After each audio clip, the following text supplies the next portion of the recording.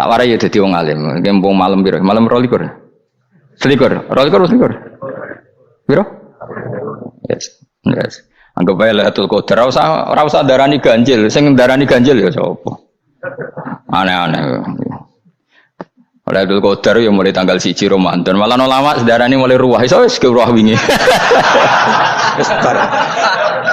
Wong kula sering tol Lailatul Qadar kadang mulut, kadang Dzulhijjah.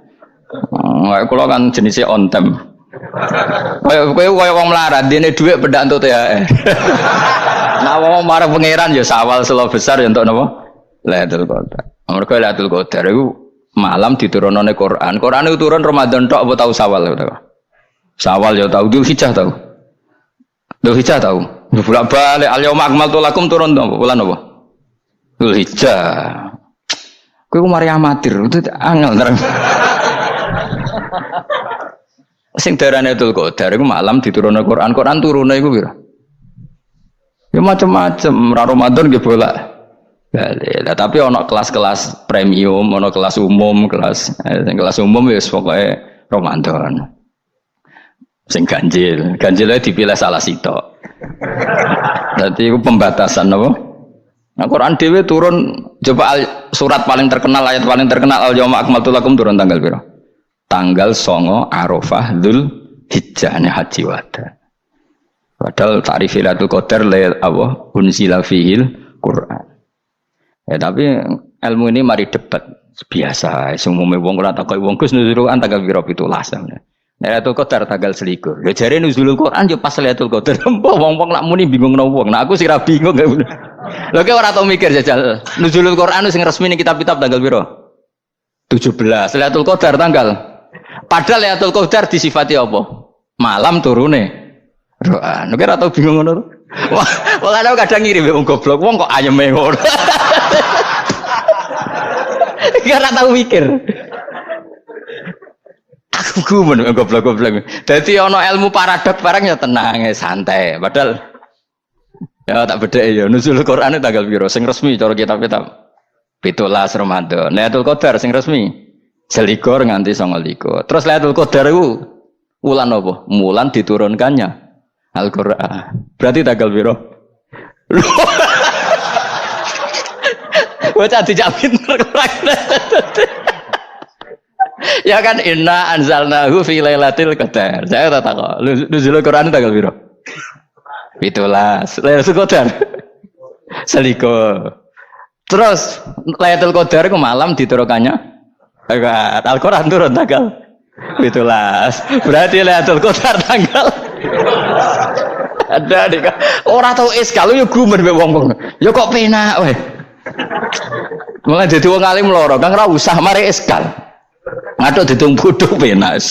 Pokoke nuzul Quran nang piro Kang 17. Lailatul Qadar selikur. Lha jare Lailatul Qadar pulang tujune Quran kok beda tanggale. Kan gak tau ge mikir. Alhamdulillah. Tangguran. Lailatul Qadar tanggal piro? Saiki pinter. Tanggal piro, Bos? Itulah berarti sekeliwat. Jadi ilmu itu kabeh bingung no kan. Ya biasa bingung. Mulane yang bodoh barokah. Barokah. Barokah. Kula cara ora dipilih pangeran nggih milih dadi wong bodoh, tapi wong pangeran milih kula dadi wong pinter dadi tak syukuri wae. Tapi kadang kula iri, wong bodoh ku iri. Modele penak urip ngono. Santai. Ya saiki ya Lailatul Qadar iku sifate apa? Inna anzalnahu fi lailatul. Normale kan ainu nuzulil Quran yo ainu Lailatul Qadar. Berarti tanggal piro?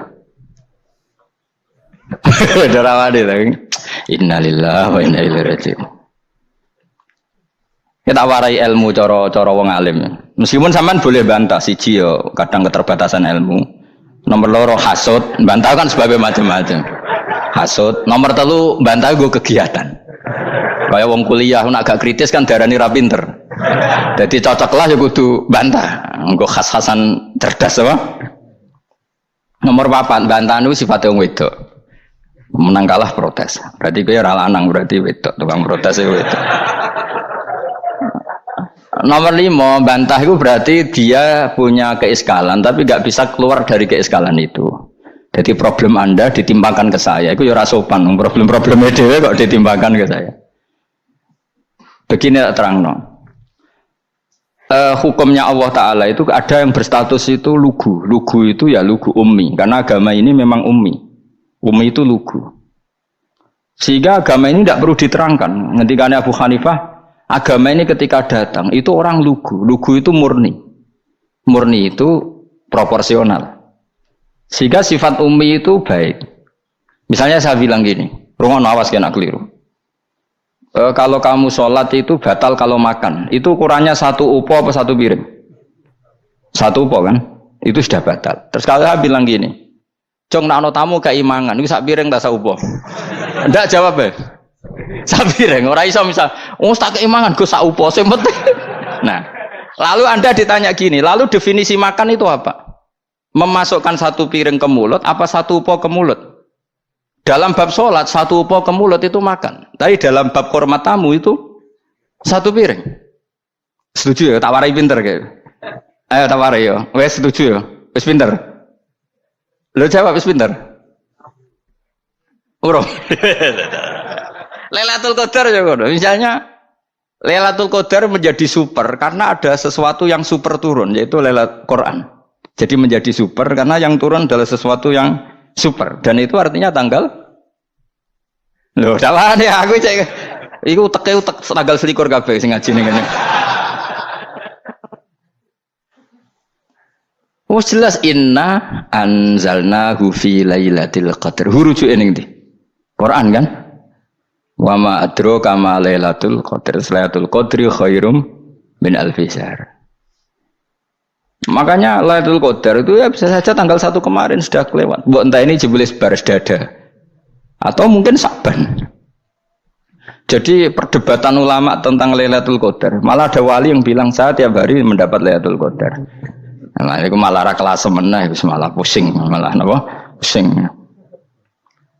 Udah enggak usah mikir itu. Jadi hukumnya Allah itu ada 2. Ada hukum itu lugu dan ini bagus. Makanya saya itu kenangan saya terbaik dalam membela Allah dan Rasul. Saya ulang lagi, kenangan saya terbaik dalam membela Allah dan Rasul itu masalah faraid. Dulu mungkin banyak yang ingat lah ketika tahun berapa lupa saya, tapi ada seorang menteri dan pakar Islam menggulirkan isu hak waris itu sama, lelaki dan perempuan sama. Alasannya karena perempuan sekarang kerja. Jadi gara-gara kesamaan gender kemudian mereka ingin bagi waris itu apa? Sama lidzakari bisul hadil, saya itu ditentang.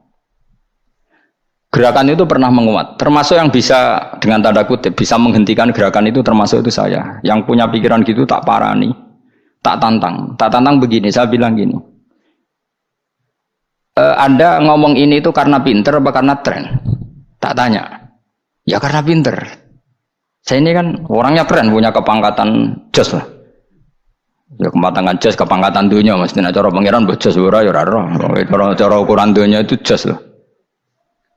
Tak tanya, saya itu Pak Ba, termasuk yang setuju gerakan kesamaan gender. Dulu kan lelaki perempuan itu beda sekali karena lelaki kerja perempuan tidak. Sekarang sama-sama kerja maka warisnya harus sama.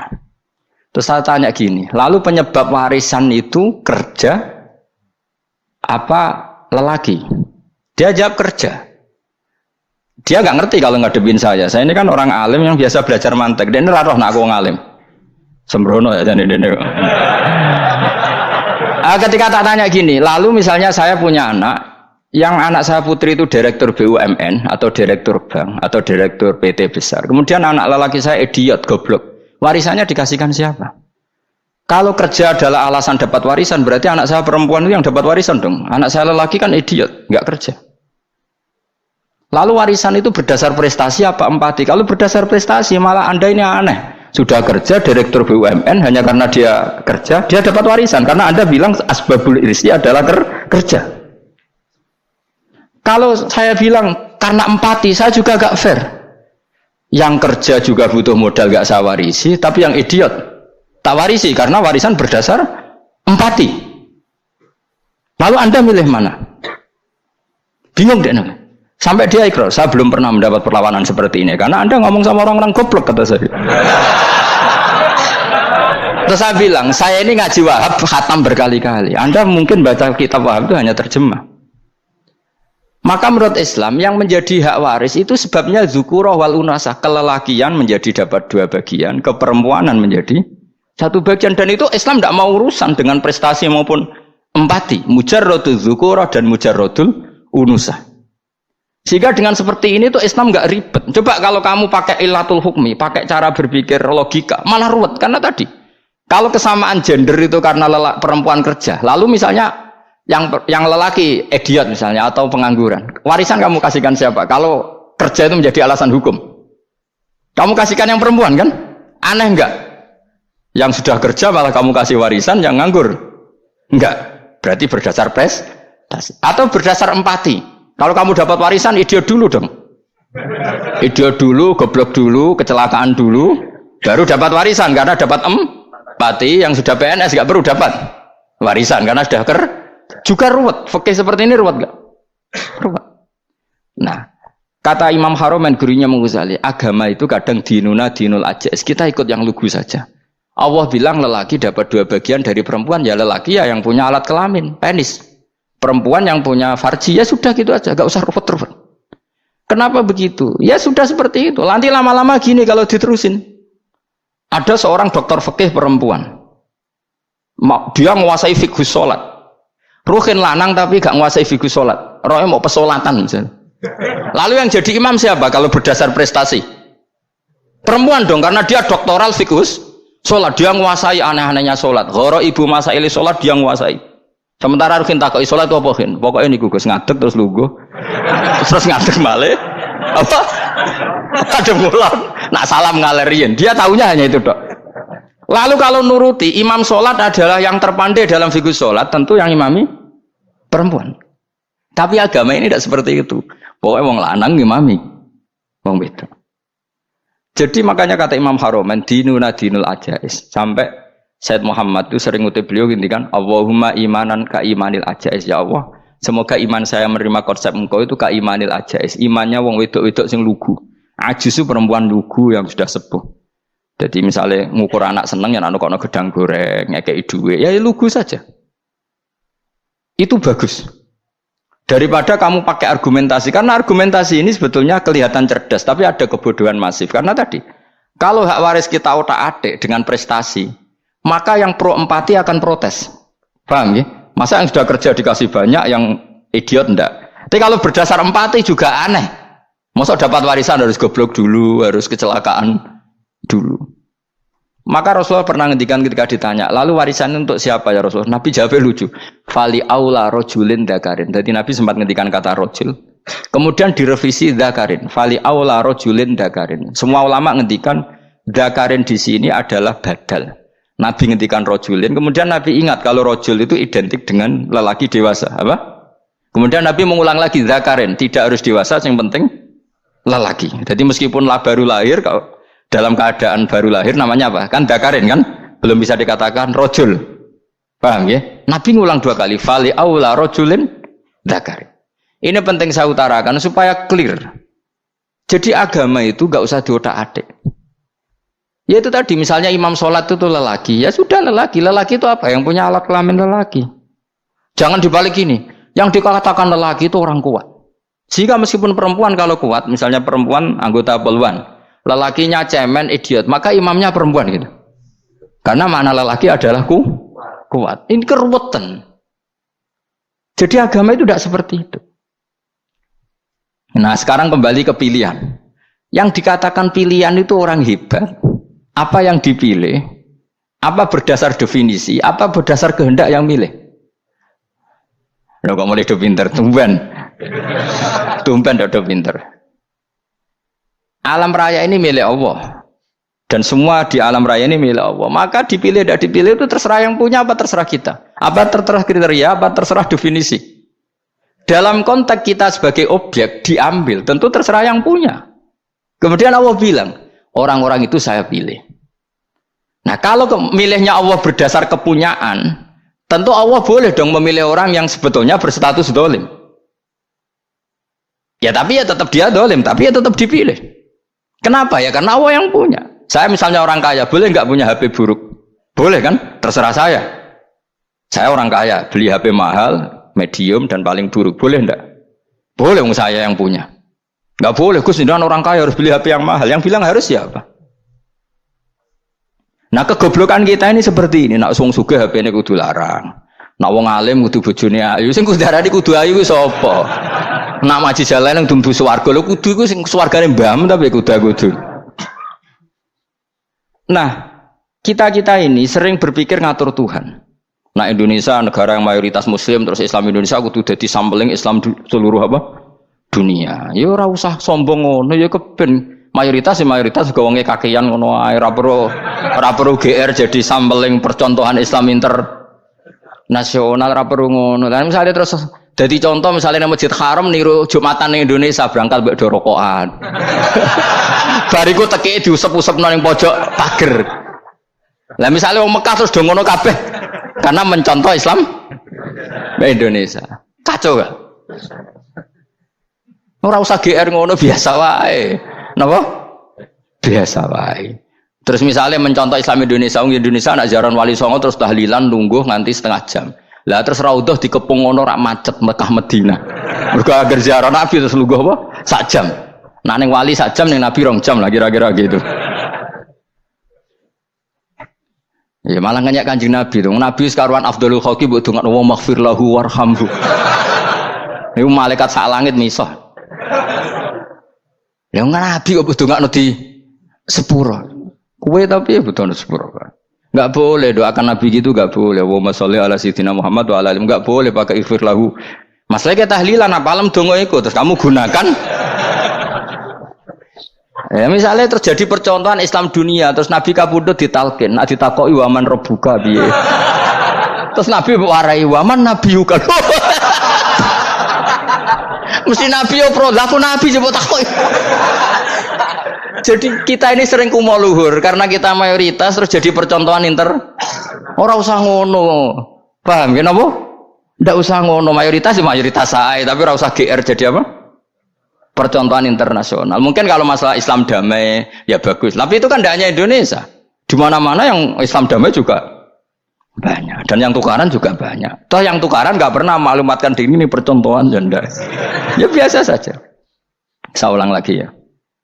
Maka menurut saya nggak akan benar pendapat Khawarij atau pendapat Islam yang keras bahwa orang dosa besar itu keluar dari Islam. Karena ketika Allah mengatakan kemudian aku pilihkan kitab ini tak kasihkan orang-orang yang saya pilih, itu diantara yang pertama adalah meskipun mereka sebagian tetap zalim. Artinya tetap zalim itu tidak menjadi dia keluar dari status Islam. Paham ya? Sekarang saya tanya, yang dikatakan warga Indonesia itu siapa? Ya siapapun yang bergeografis di Indonesia, lahir sebagai akte Indonesia, ya orang Indonesia. Kemudian ada yang penjahat, ada yang maling, kita penjara. Apa dia keluar dari kebangsaan Indonesia? Enggak kan? Sama ketika orang Islam menjadi zina dan fase koruptor, keluar dari Islam enggak? Enggak. Karena Allah tetap bilang faminhum. Apa? Faminhum. Jelas ya? Wes kayak gak ngarah Khawarij. Kenapa? Kalau Khawarij cara berpikir itu ekstrim. Setiap dosa besar itu mengeluarkan orang dari status Islam. Oh, itu bahaya sekali. Karena nanti kalau itu iya, kita akan kehilangan banyak orang nopo Islam. Makanya Nabi nanti ngendikan, saya berharap yang nanti masuk surga dari umatku itu separuh, 2/3. Itu kata ulama-ulama. Kalau kita pakai mazhab Khawarij, orang Islam itu tidak sampai 1/3. Karena banyak yang keluar dari Islam. Duwe keris gak Islam, duwe akeh ra Islam, nglakoni jimat gak Islam, nyekel patok gak Islam, dosa gede gak Islam, korupsi gak Islam. Terlalu banyak yang kita usir dari Islam. Lalu kita ngusir atas nama apa? Coba. Kalau atas nama Tuhan, kamu tidak Tuhan. Atas nama wakil Tuhan, Tuhan tidak pernah mewakilkan ke Anda. Orang-orang mandate.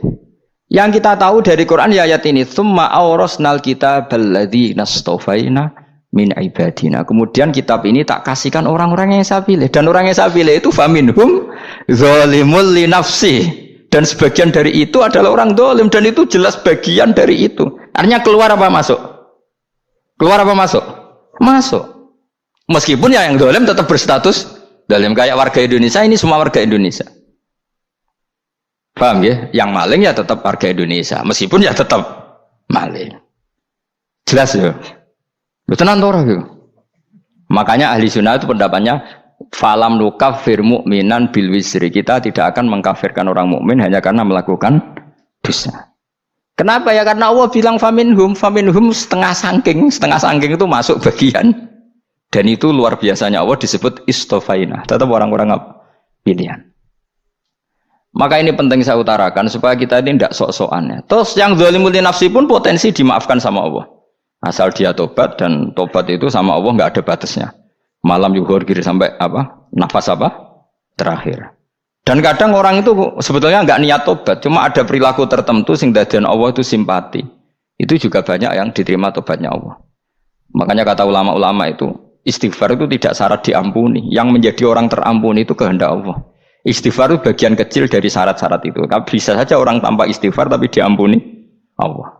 Misalnya Allah dawuh wa yaghfiru ma duna dzalika limay yasha. Itu bukan limay yastaghfir tapi limay yasha. Contoh masyhur kan, kamu pernah dengar kan, ada orang nakal itu mau misah itu ya kira-kira lonte atau apalah. Dia datang pulang ketika melihat anjing ngeleti pasir, dia berpikir ini kehausan kayak saya.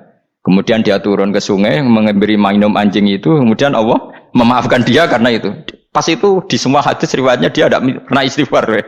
Terlalu punya perilaku yang menjadikan dia diampun. Banyak enggak seperti itu? Banyak, makanya wa yaghfiru ma duna dzalika liman yasha. Mayasa itu ya yang digedaki Allah. Bisa saja kalian ini sering istighfar tapi enggak dimaafkan Allah. Tapi delala punya satu perilaku yang cara Allah itu penting, kemudian dimaafkan. Kayak Saharatu Fir'aun itu dia tidak pernah istighfar, tukang sihir Fir'aun. Dia diampuni Allah, dikasih iman tuh gara-gara jadi wong Jogja. Terus ngono tok. Jadi pas mau duel adu sihir. Iku delala dekne mendingan ya. Qalu ya Musa imma antulqiya wa imma an nakuna nahnul mulkin. Monggo jenengan riyen napa kula riyen. Dadi gara-gara dekne didikan Jogja niku. Lah wong ape duel, mestinya tarung itu semakin cepat mengambil kesempatan kan semakin menang. Ini sudah jelas tarung. Ngapunten jenengan riyen napa. Lha iku pangeran itu terus simpati. Wong kok sopane ngono apa? Akhirnya Allah memberi iman gara-gara apa? Imma antul qiyah wa imma an nakuna nahnul mulkin. Monggo jenengan riyen. Lah Musa juga Allah juga enggak terima kalau nabinya kalah sopan. Sehingga Allah memerintahkan Musa adalah sopan. Mboten jenengan mawon. Jadi Nabi Musa qala bal alqu. Jadi Nabi Musa enggak jenengan riyen mawon. Jadi coba itu kan unik. Dia tidak ingin diampuni Allah, tapi adalah dia sebenarnya satu perilaku yang menjadikan Allah itu simpati, yaitu kesopanan dia dengan Nabi Musa. Imma antulqiya wa imma an nakuna nahnul. Nabi Musa juga bilang qala bal alqu moga jenengan riyen mawon. Akhirnya sakit nggih nak ngoten. Makanya Fir'aun itu mangkelnya bukan main. Ketika pertunjukan itu akhirnya kan Saharatu Fir'aun kan kalah. Setelah kalah langsung iman. Maka kata Fir'aun, ini jelas Musa itu guru kamu. Cuma pura-pura saja kamu pro saya. Lah buktinya apa? Jare buktinya tadi monggo-monggonan gitu. Makanya Fir'aun bilang innahu lakabirukumul ladzi 'allamakumus sihr. Wah, itu mesti Musa itu gurumu. Padahal dia gak kenal sama sekali. Cuma gara-gara monggo-monggonan tadi itu akhirnya terus pikirannya Fir'aun. Wah, mesti wis kenal suwi, mau gayane tok. Mergo gara-gara monggo jenengan riyen. Mboten monggo jenengan. Jadi makanya sampean jangan putus asa. Makanya keliru sekali kalau kita bilang diampuni Allah nunggu istighfar. Enggak. Tentu istighfar penting, kita sepakat. Istighfar itu penting, kita sepakat.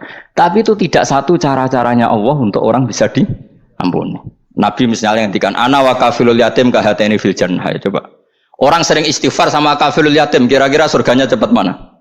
Cepat kafirul yatim meskipun enggak istighfar. Kalau istighfar terus tapi medit ra karuan. Tak jamin pun rokok alamatnya medit jelas nih rokok aku roh.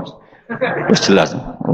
Al-bakhil itu qaribun minan nar, jelas alamatnya deket-deket situ lah, paham ya?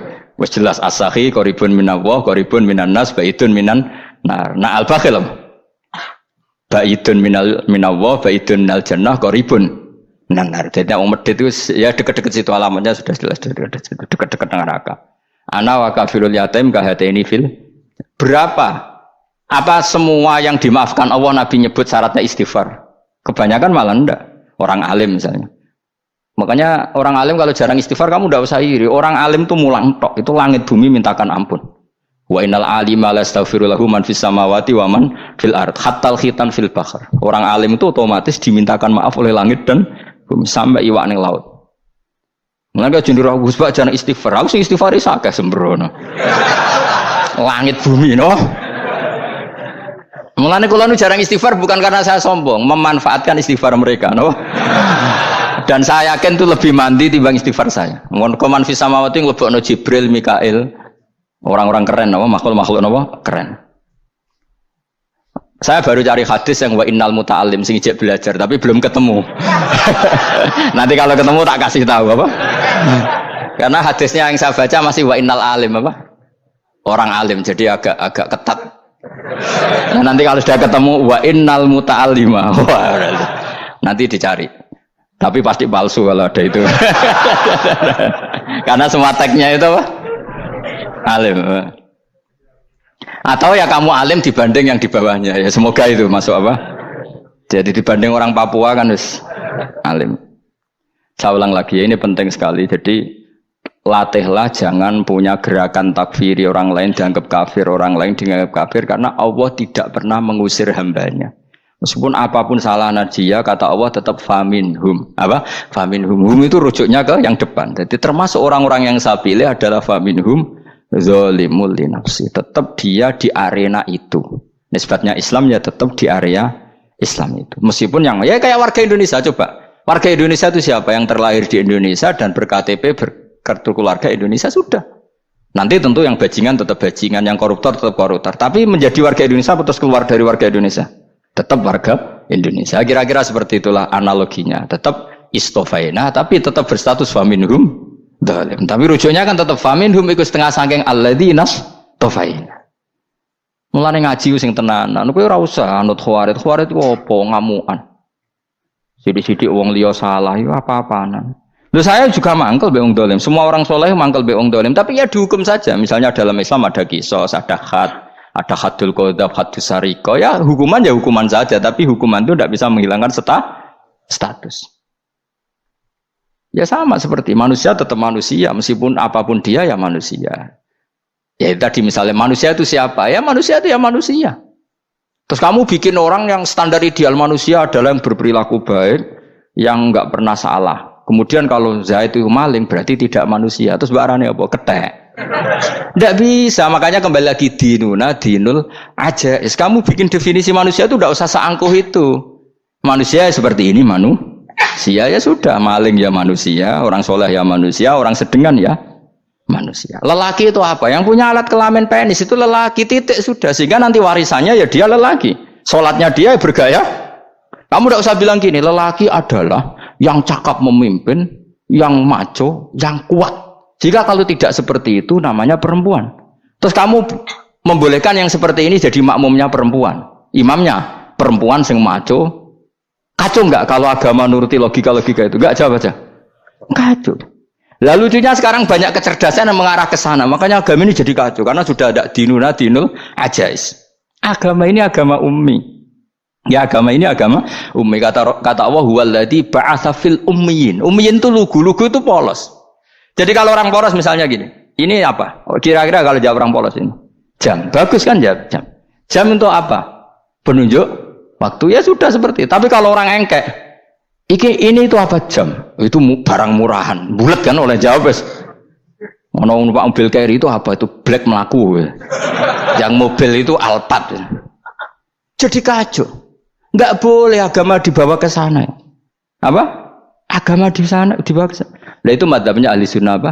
Wal jamaah. Ketika Rasulullah ngendikan la yu'minu ahadukum hatta yuhibba li akhi, ora kok diarti ini ora iman. Jika yang menyala itu tidak iman, tidak seperti itu cara mengartikan ahli sunnah wal jamaah. Karena status itu tidak pernah hilang.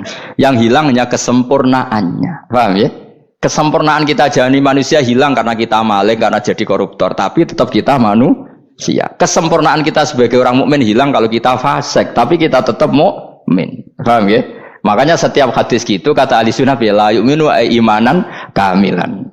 Wis dong ya. Dong. Ya terus alhamdulillah subhanallah. Ya doa alim mas malam 12. Malam Lailatul. Aku kadang yang melok goblok aduh. Saya tuh sering dididik sama bapak saya, sekumpul wong akeh kudu melok goblok guys. Makanya bapak itu kalau ada orang pidato, bapak kan juga gak suka pidato juga, tapi ya kerso kadang-kadang, saya pun kadang-kadang kerso. Asal sing utus pernah guru, pernah sepuh kadang kerso. Nah, bapak nak pengajian diomongin balik dari bapak, malah bingung, ngomong apa wae. Coba kita dengan PD-nya bilang Lailatul Qadar itu 21 sampai berapa? 29. Lailatul Qadar. Warna iki malam Lailatul Qadar. Lalu Lailatul Qadar keren tuh karena apa coba? Karena nuzulul Quran.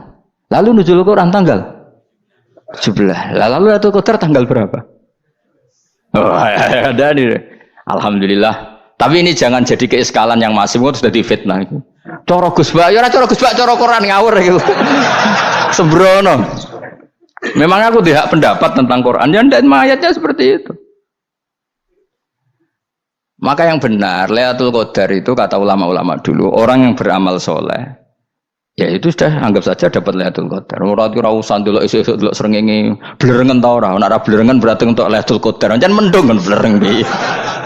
Terus bengi angite sayup-sayup. Anggere dini hari ya sayup-sayup blok aneh-aneh wae. Lah nek pikir segoyo ora, berarti wong laut gak taran untuk Lailatul Qadar, ke segoro kidul langine bianter. Lah nek ning Dieng ya mesti sayup. Mau angin dok gunung wis kesel tadi untuk sayup-sayup. Gaya ukuran ojo ngono, gaya ukuran ngono rak wong Dieng luwih ngrasa entuk Lailatul Qadar timbang wong segoro kidul. Ke segoro kidul angine apa? Buanter. Padahal alamate piye? Sayup-sayup. Aneh-aneh. Maksudnya alamat ngono iku ora ngono, maksudnya ayat iku Kanjeng Nabi mbadhawuh ngono, maksudnya ora ngono. Wes dong ya. Ayo Lailatul Qadar tanggal. Aku seneng wong bodho. Kowe enak urip wis happy no? Happy. Ya saya ulang lagi ya. Jadi kejati dirian itu tidak bisa hilang dengan standar keidealan. Yang hilang itu standar apa? Keidealan. Misalnya kita maling ya eman lah sebagai orang mukmin kok maling. Warga Indonesia kok kriminal tuh eman, tapi dia tetap orang Indonesia. Orang Islam tetap Islam meskipun dia fasik. Sebab itu Allah ngendikan faminhum zalimul linafsi. Sebagian dari orang yang saya pilih dia adalah orang dolim. Ya dolim saja. Kamu jangan kamu katakan kafir ya dolim saja. Dolim kira-kira maknanya kurang ajar, kacau, kriminal. Tapi kan tetap dia orang Indonesia.